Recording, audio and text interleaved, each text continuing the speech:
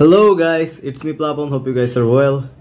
So আজকে আমার কোনো কনসার্ট নেই, তো ভাবতেছি today I will make a vlog what I am do actually after evening.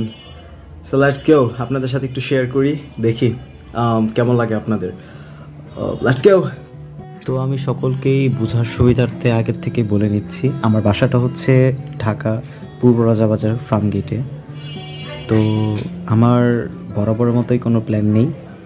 তো হঠাৎ করে রাস্তায় বের হওয়ার পর মাথায় ভূত চাপলো যে কেন না কিছু ভাজা পোড়া খাই।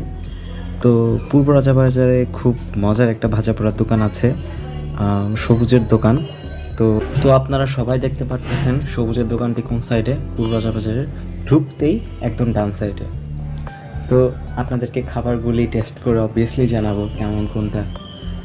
এখানে হচ্ছে 3টা ভেরিয়েন্টের খাবার আছে।